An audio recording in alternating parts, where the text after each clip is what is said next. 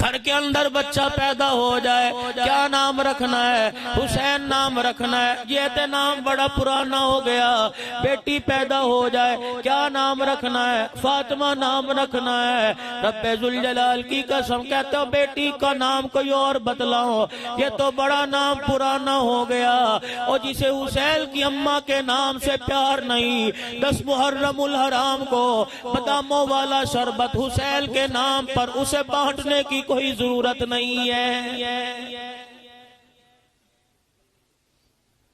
کربلا کا میدان تھا، حسین نے امت بھی بچائی، نانے کا دین بھی بچایا، اللہ کے قرآن کی عظمت بچائی، دین اسلام میں کوئی ترمیم نہ ہونے دی، کوئی کمی پیشی نہ ہونے دی۔ اللہ اکبر۔ وہ بے بس ہو کے امت بچا گیا۔ تمہارے پاس سارے اختیار ہیں، تم نے اختیارات کے باوجود بھی نبی کی امت کا سودا کر دیا ہے۔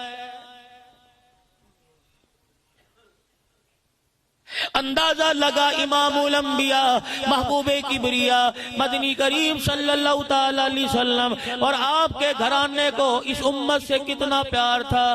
جب حضرت علی رضی اللہ تعالیٰ عنہ رشتہ لے کے امام الانبیاء صلی اللہ تعالیٰ علیہ وسلم کے دروازے پر آئے، آقا اپنی بیٹی کا ہاتھ میرے ہاتھ میں دے دیجئے۔ مدنی کریم صلی اللہ تعالیٰ علیہ وسلم نے کہا علی مجھے سوچنے کا موقع دیجئے۔ شانوں والے ابو بکر کو پتہ لگا علی کا فاطمہ کے لیے رشتہ آ گیا۔ سیدنا صدیق اکبر دوڑے دوڑے آئے، پتہ تھا کہ ہر جگہ مال میں پہلے ابو بکر کرتا ہے۔ کملی والے مجھے پتہ لگا تیری بیٹی کا نکاح ہو رہا ہے، شادی کی تیاری ہو رہی ہے، مجھے بتاؤ مال کتنا چاہیے، مجھے بتاؤ جہیز کتنا چاہیے، کپڑے کتنے چاہیے، بستر کتنے چاہیے، برتن بھانڈے کتنے چاہیے۔ رحمت دو عالم صلی اللہ تعالیٰ علیہ وسلم نے جب یہ سنا آنکھوں میں آنسو آ گئے، فرمایا ابو بکر اگر میں نے جہیز دینا شروع کر دیا تو امت کے غریبوں کی بچیاں کون بیائے گا؟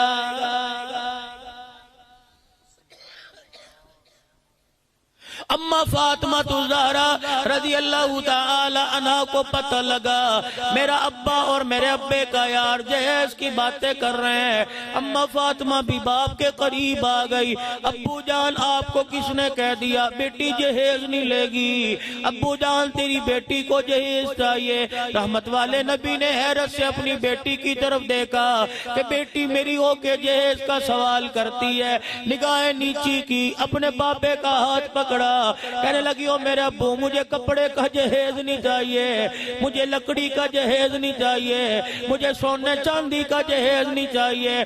اپنے ابو جان کا ہاتھ پکڑ کے چوم دیا، ابو جو جہیز آپ سے میں مانگ رہی ہوں قیامت تک کوئی بچی اپنے باپ سے ایسے جہیز کا سوال نہیں کرے گی۔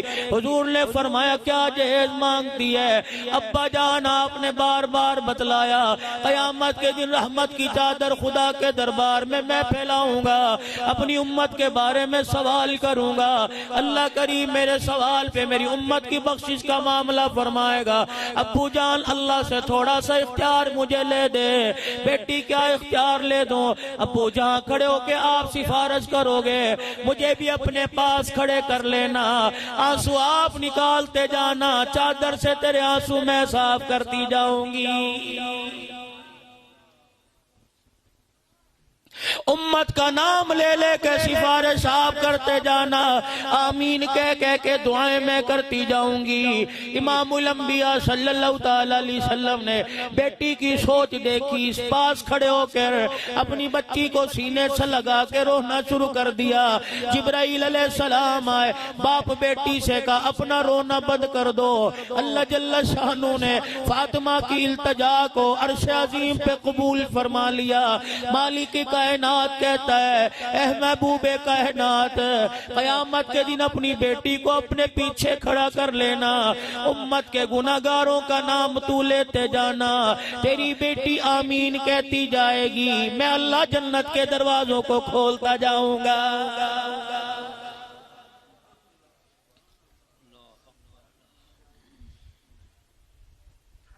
اپنی امیدیں دیکھو، اپنی اولاد کی امنگیں دیکھو۔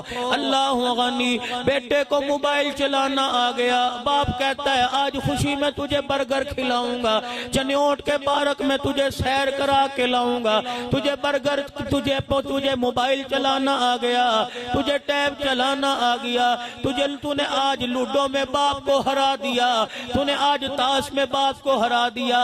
باپ اللہ سری دیتا ہے، کل یہ تاش میں مکان ہارتا ہے، دکان ہارتا ہے، باپ کی حلال کی کمائی ہارتا ہے، پھر باپ کے منہ پر، اولاد کے منہ پر جوتے مارتا ہے، اولاد باپ کے منہ پر جوتی مارتی ہے۔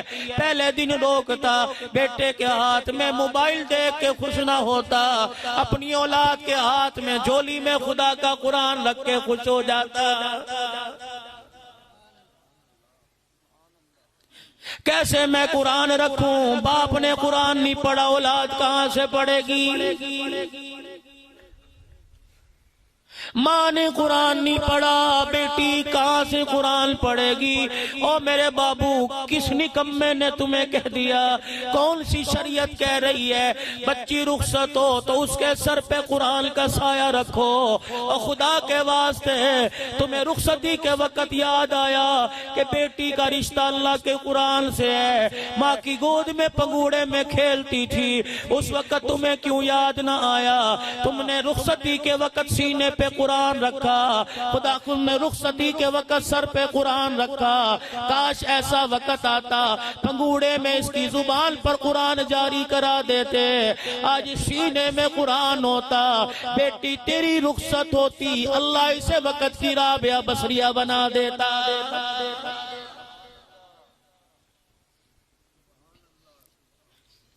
صبح سے لے کر شام تک بچہ پڑھتا ہے، ٹیوشن نہ جائے باپ کی ڈانٹ ہے، اسکول نہ جائے باپ کی ڈانٹ ہے۔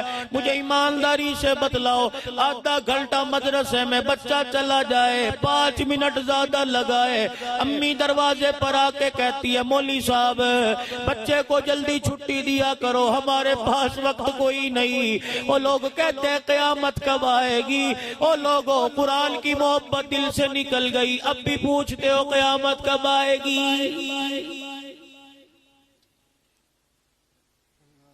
عشاء کی نماز کے بعد اگر تمہاری آنکھوں کا نور باقی ہے، اگر ان آنکھوں سے بدکاری نہیں دیکھی، ان آنکھوں سے بے حیائی نہیں دیکھی، عشاء کی نماز کے بعد ذرا آسمان کی طرف دیکھنا، اللہ اکبر، تمہیں اندھیرے میں کچھ آسمان کے دروازے نظر آئیں گے۔ مجھے بھی نظر آیا، میں نے کہا یہ دروازے کیسے؟ آواز آئی 1400 سال پہلے، رات کے وقت آسمان کے دروازے کھل جایا کرتے تھے۔ الہ العالمین کیا ہوئے کرتا تھا؟ فرمایا میرے مقرب فرشتے زمین پر آیا کرتے تھے۔ پروردگار عالم کیا ہوا کرتا تھا؟ فرمایا چنوٹ کی گلیوں میں کچھ میرے چاہنے والے رو رو کے میرے قرآن کی تلاوت کیا کرتے تھے۔ اللہ کریم، ان کی تلاوت سے آسمان کے دروازوں کا کیا تعلق ہے؟ کہ جب وہ قرآن کریم بیٹھ کے پڑھا کرتے تھے، انہی دروازوں سے نیچے اتر کر فرشتے ان کے ہونٹوں کا بوسہ لے کے جایا کرتے تھے۔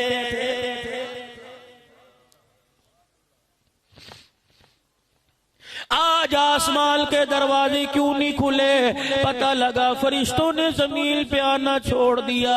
الہ العالمین، اس کی وجہ کیا؟ کہ میرے فرشتے نبی کی امت پہ نیچے اترے تھے، گھر گھر جا کے دیکھا قرآن کی آواز نہ آئی، گانے کی آواز آئی، لڑائی جھگڑے کی آواز آئی، آپس کے اندر گالم گلوچ کی آواز آئی، فرشتے روتے ہوئے واپس آ گئے۔ میں نے پوچھا فرشتوں کیا بات ہے؟ عرض کی لگتا الہی رستہ بھول گئے۔